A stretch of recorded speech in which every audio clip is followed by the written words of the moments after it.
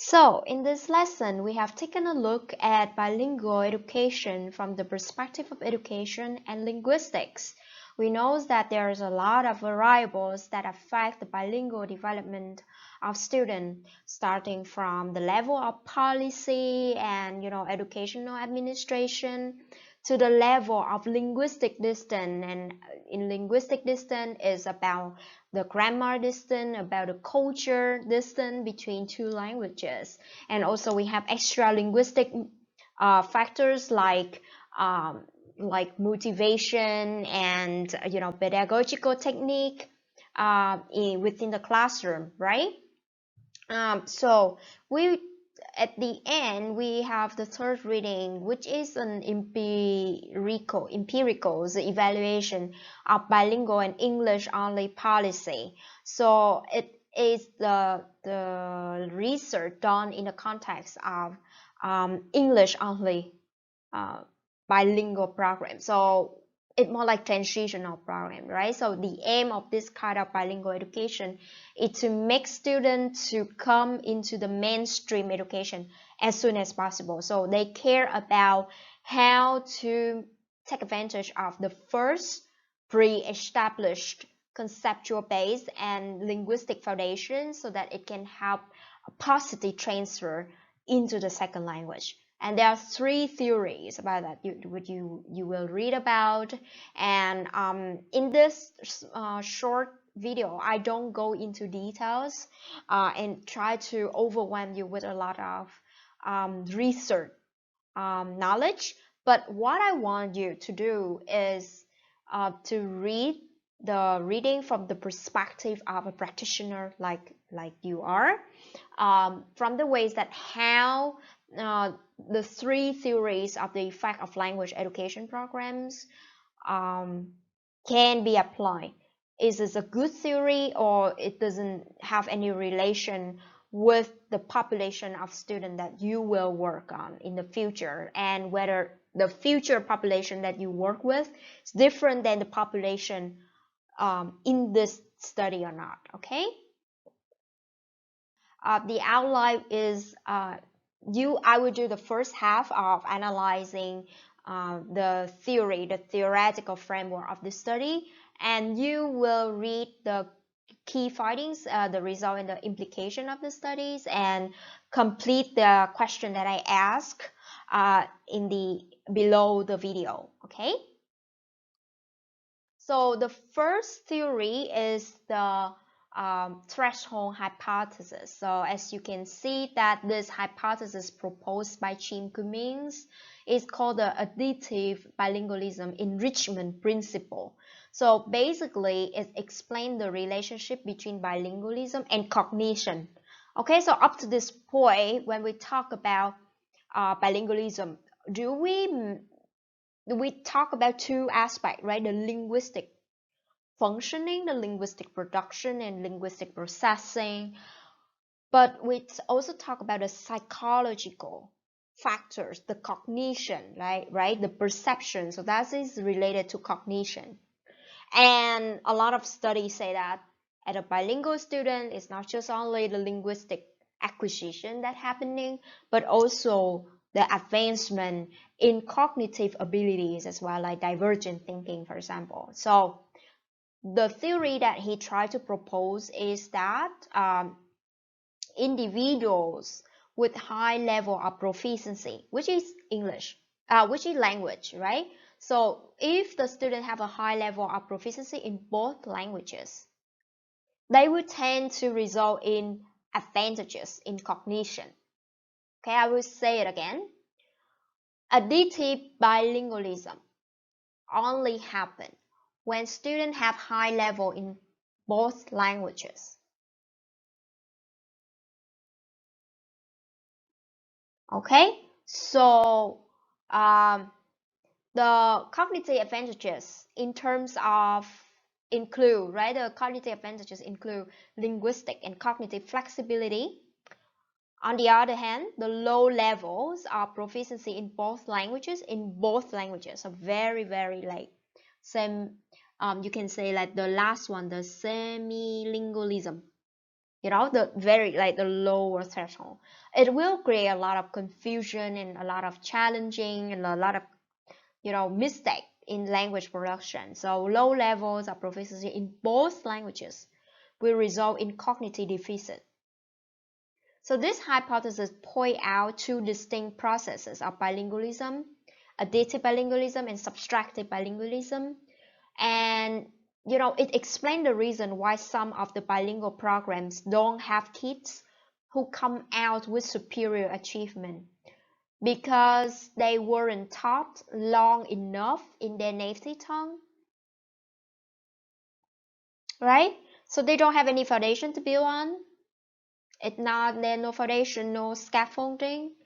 It will fail. It must be that you have to be taught for a long time in your native tongue, or at least one language, right? So if it is bilingual, you want bilingual, right? Bilingual student, then it has to be at least one language at the foundation at first. That is his theory, and then try to based on that, like you build a house, you build a foundation first, and based on that you build up. So it must be that you have to be taught for a long time in at least one language. And for bilingual students who come from different cultures, it should be their native tongue. In other words, the hypothesis suggested that the level of proficiency bilinguals attain in the two languages act as an intervening variable in meditating the effects of bilingualism on their cognitive functioning. He did no research to support that, no empirical research to support that though, but in this context, we can think of an example. Like, for example, a dual language Spanish-English bilingual program in the United States, the Spanish instruction that develops Spanish reading and writing skill is not just developing Spanish skill. It is also developing a deeper conceptual and linguistic proficiency that is strongly related to the development of literacy in the majority language, which is English. So the threshold hypothesis posits that both L1 oral language and L1 literacy are related to the increased academic achievement in the second language. Okay, and on the right side, I post the image of the iceberg. That they have the common underlying proficiency, right? And that is the foundation that push up the linguistic performance. And you may see this iceberg a lot of time repeatedly throughout the course. So this is not a new hypothesis. The second theories that are tested, the second theory that is tested in this study is the transfer theory. So basically, these scholars say that no, there's no underlying conceptual system, but actually the academic system is separate and distinct from the linguistic system. The linguistic content, the communicative language content. So knowledge of the school subject and other topic is distinct from the linguistic knowledge. So you may say that it doesn't make sense if immigrant students come here and you teach them grammar. No, grammar should be saved for later or can be, acquired along the way. But the most important thing is the knowledge of the school subject. So the school subject is not a part of linguistic development at all. So this conception of the cognitive underpinnings of transfer is consistent with the view that multilingual speakers have an underlying integrated language system with both shared and discrete linguistic resources. So there are some things that they share, for example, grammar. They can have some overlapping between two languages grammar.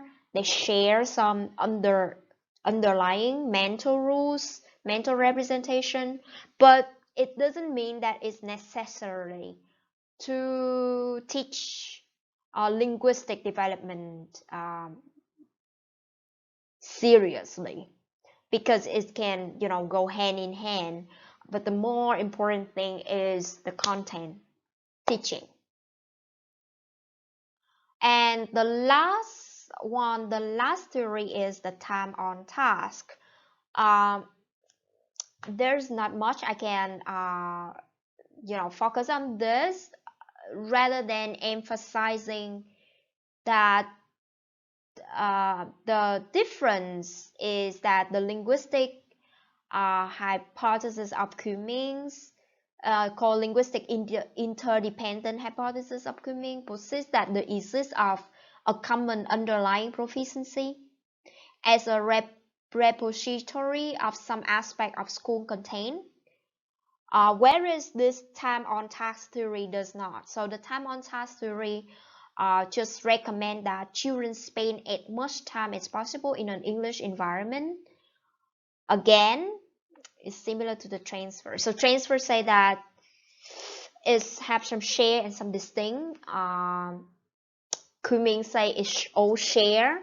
Time on task say that, well, it doesn't it doesn't have to be the what happened in the mind, but actually the environment, nurture the environment, the nurturing environment is the most important criteria.